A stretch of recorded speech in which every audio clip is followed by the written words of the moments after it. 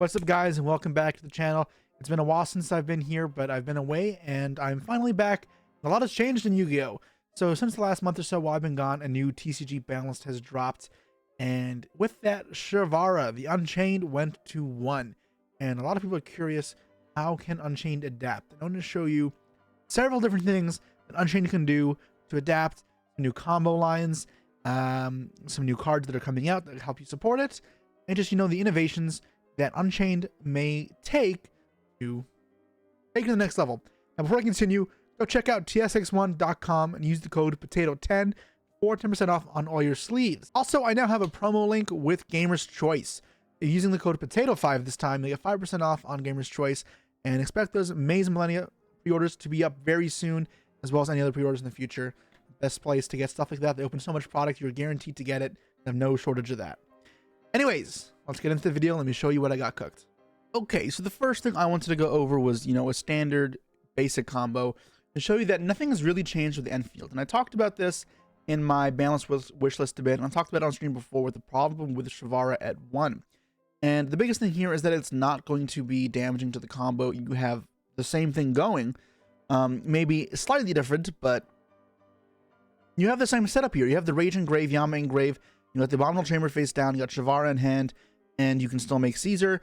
I just wanted to get this across first because you could, streamline your Unchained deck to be relatively the same and just accept maybe a little bit less consistent.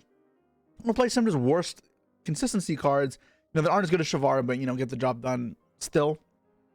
Now, this is slightly worse. I do want to note that because you have no Kashtira under the Caesar, I mean, you're not going to get a trap set off this that you can then, pop for the Kashtira, but there's still plenty of interrupts here, and this is part of what makes Unchained so good, is the way this is layered, the interrupts. It's very hard to interact with. Now, there are other combos you can go for, and they may not require you to have 2 Shyamas, and, you can even do it with the same lines, just, not having Kashtira in hand, and they can function very well, but I really like this approach because of how it deals with board breakers very effectively.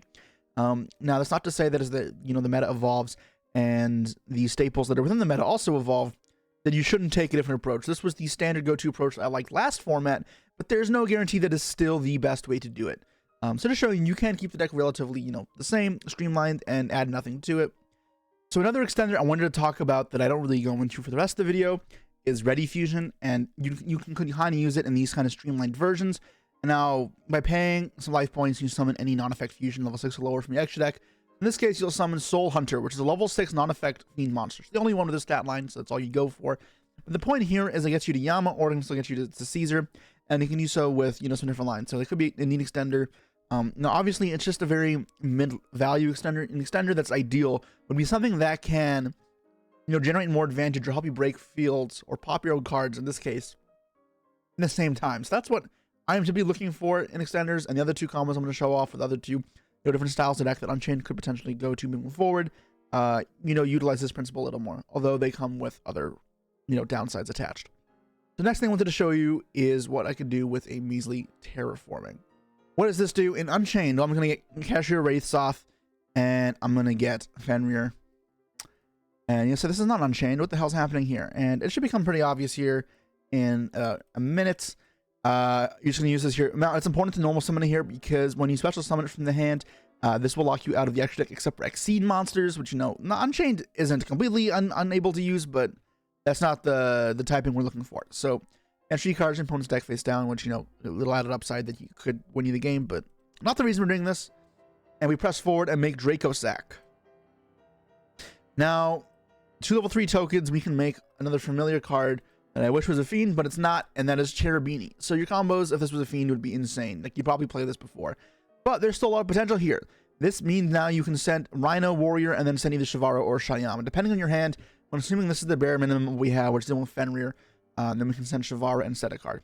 Now, what you can do with the Draco Sack is tribute it to the targeted card on the field and destroy it. So, pop here. And that's fantastic. Now, the thing is, you need to start getting to 2 fiends to really see the, the combos explode into something meaningful. And with being a fairy here, you're only getting 1 fiend out, and it's not really a great way to expand upon that.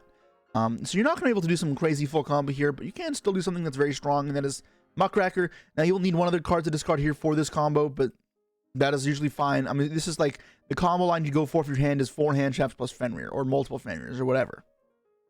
So you ditch your multiple Fenrir here, your second one, and then you bring back the Shaman. Now you're gonna pop the Muckracker here, so you have 2 linkable fiends here, or whatever. And you could go Yama, but the main thing here is you can make a rank 6. So what I like here, better than even Caesar, is Beatrice. If you're playing deck like this, you could play a very high deck count, and then, you know, Beatrice send rollback on their turn. Beatrice send the Maikashi card. And now they are locked out of the game. You can banish rollback, target the Maikashi, and then for the rest of the turn, your opponent cannot special summon from hand, deck, or extra deck. And that is very restrictive. So they have only really graveyard they have access to, and it gets banished. And now the Shivara would also trigger here, so you get to set 1 more card. And you have follow-up. You have this, and you have the Shayama. And that should be enough to really put your opponents away. And when you're going for this combo again, you have other cards as well. So I'd feel very comfortable in this type of position. Alternatively, if you don't want the extra 2 bricks from the rollback combo, you could just make Caesar. And again, Caesar is good. Caesar is follow-up. It's very easy to just get the contract and get this, and you know, they're probably going to lose, or they just have to pass to it because, you know, this is a lot to deal with. And then, you know, normal summon another fiend, make Yama, and then they're just dead. So pretty good there. Now obviously this combo does use a normal summon. If you didn't use a normal summon to do this, it would be insane. But yeah, this is super simple. It's actually not that complex. There are a couple moving pieces that are a little shitty, but it's all right. It could be a new potential way of playing this deck going forward. Now, what we're going to be looking for is Fenrir a good extender, right? So we talked about how for it to be valuable extender, it has to do more than just, you know, extend your plays. We want it to be higher value, so generating more cards or helps you break through opponent's fields. And now the ideal thing for this is that it can actually be used as extra disruption as well if you just leave it on the field. If you already have like a Ruha plus thing, and then you have Rise Heart, or you have Fenrir Tour Guide. Something along those lines, you can just, you know, leave up the Fenrir. But for it to be really useful, we want to evaluate if it's going to be a good going second card, because that way we could use it for, you know, combo purposes or to help break the field. Now that's something that we can't really assess right now. I'm not really sure if the meta is too young, how good Fenrir is going to be. But if Fenrir turns out to be a very powerful card, a card you want to have going second, then this could be a great way of merging consistency with your non-engine in Unchained, a problem that deck has had for a while now. So you can fit a higher number of these non-engine cards in, while the Fenrir does actually act as engine if you need it to. And I think that's super cool. So obviously this comes at the cost of the brick Rise Heart here. And then you could expand upon it further if you want to, you know, play around having multiple Fenrirs or whatever in hand. You could put Scareclaw Kashtira in, or Tear Cash. And what that would accomplish is if you open up like this plus this, you can Fenrir for Tear Cash and then just banish from hand to summon it, and then you could serve your normal summon, which, you know, can make you a lot more powerful. It can let you play through stuff a lot easier. Obviously that means yet another brick though, so that's what we have to be careful of. One added thing as well is if you do all the Wraith Soth or the Terraforming, there are some lines you can use where you pop this with a Ruha to get you more fiends on field. And, you know, sometimes it's awkward to do that, but it is a way to extend forward if you get, per se, like ashed on your Rhino Warrior. Because there's not really a good spot to ash otherwise. Okay, the next thing I wanted to show you was an Infernoid Unchained deck. So a couple people have already talked about this before, but I wanted to show you some ways to keep using it and expand upon it, especially with you know, Bonfire coming out, which gives this deck even more credibility. This is the year of fire. You want to use fire cards, but I think a big problem that Unchained couldn't, or not even a problem, but like a downside to Unchained is you didn't really get to utilize these cards in any sort of manner. And this could be a way of changing that. So these are obviously really, really good extenders. I don't have to explain how they get multiple bodies and fields, but we need to convert them into something good. So let me show you what you can kind of do with your Infernoids here. So say you just have Decatron, you can send Petrulia here, and this is going to act as a pop spell trap. This is going to copy the effect. It's also going to gain the levels, and it's going to be a tuner as well, but that's not going to matter for this deck, really. So yeah, now here you can pop it back. This can be used to break fields. You also copy the other effect, that is, once per turn, during your opponent's turn, you can tribute a monster and then target card opponent's grave and banish it. That's not completely useless. You'll have to remember that effect because it could absolutely come up, especially if it gets Veilered, and then you're going to revive it on your opponent's turn. And you're going to see what I'm talking about in a second. But yeah, let's say we have our prison. We can pop here, special from deck. It's pretty easy, right? We got a fiend. They're fiends. We have the Shivara up, and this should be pretty basic combo. There's not much to do here. But it actually gets a little bit better. By putting this Decatron in grave, we can do something a little bit more. And that is, you know, as we'll keep playing out the combo. Get the Sarama, and this is going to be the same setup here with the Rage, or the Shivara in hand that I'm going for. And you set the guy again, add back Shavara, and then you can, you know, make your rank 6. But there's actually a way to, you know, expand upon this. And that is when you pop your Rage, what if you then chain Yama? And now what you do here is bring back Decatron, and then you can Decatron effect, and you can send Deviati from deck to the grave. There's a copy Deviati's effect. So Deviati's effect is when a summon blows up every back row, so that's not going to matter. But you can also, when another monster effect is activated, tribute one monster, you can contribute itself as well, and then negate the effect and banish it. So it's actually even better than a negate. And the main reason to do this is if you have these in your hand plus standard combo, you could just bonfire for this and send Deviati, and then you have installation from hand traps. But even if you're just doing the standard combo, you can end on this as a negate. So also here, if your opponent wants to nib you, they have to nib you before this resolves. And if they do, then you still have the Shyama engraved to keep pushing. And then you're fine. What's also cool here is this is somewhat follow-up. You are loading up your grave ever so slowly with Infernoids. Now, the next time you use one of your Sinful Spoils, whatever, to put another Infernoid in the grave, you can actually revive this as a Harpy's Feather Duster / Fiend that negates monsters, which is pretty good. Now, obviously, this does come with the added downside of the bricks, Petrulia, and Deviati. You could just do Petrulia if you want the back row, but I like having both because it gives you a lot of, you know, extra push. It gives you installation from hand traps and the flexibility that I really like in these type of extenders. And now, obviously, there's many different starters. You can play Decatron, you can start with Sinful Spoil, you can start with Bonfire, and I think that's super cool. Then, obviously, here from this point, we just finish up the combo like normal. Once we have the monster to get up, we're safe, and keep going. Yeah. So here, you would have already used your Rage. You could also just hold the Rage for their turn. I mean, hold the Yama for their turn and bring this back on their turn, which could be fine. Now, if this wasn't in the grave, you could send this on your opponent's turn for Decatron, and then use a DD Crow effect, which in this next format with Fire Kings, I expect to be pretty valuable, but just negating and banishing is also really good, right? Because you're removing it from play entirely. Yeah, so you can do stuff with Bonfire, you can do stuff with the Sinful Spoils as well. Something with Bonfire, you can just get like the make a Link Rebo, put the Popus down below, and then send it off for Decatron. It's not a one card play, which would be nice. It is just putting up one Fiend plus an extra body and then a Fiend with an effect. What's nice with that line, though, is if you are going with the Deviati effect with Decatron, is you don't have to tribute the Decatron to negate effect. You can tribute the Link Rebo, so that's an extra you know, free resource there. It means your opponent really just can't hand trap, because if they do, it's not like you're losing the negate. It like you would forcing out a Baron. You're straight up just eating a card out of their hand, pretty much, and that's just nuts. They need to pair multiples together for it to be any sort of meaningful. And now, if you have nothing else, say you only have like Ash plus Bonfire, something you can do is normal summon your hand trap and link Rebo for any Fiend. So what I'd play in this deck is Nightmare Phoenix, probably just you know, a general utility card, but it's also a Fiend that you convert into Yama with these two. Not super ideal, but it's something you can do to, you know, get across the line if your hand is all hand traps. Something that's what you have to do, and that's okay. All right, so to show you guys a couple sample deck lists. This is, for example, the Infernoid Unchained one. Now, when we are adding more cards to this deck and more bricks, in order to keep the deck, you know, still drawing good ratio in hands, you want to mess around with how many cards you play.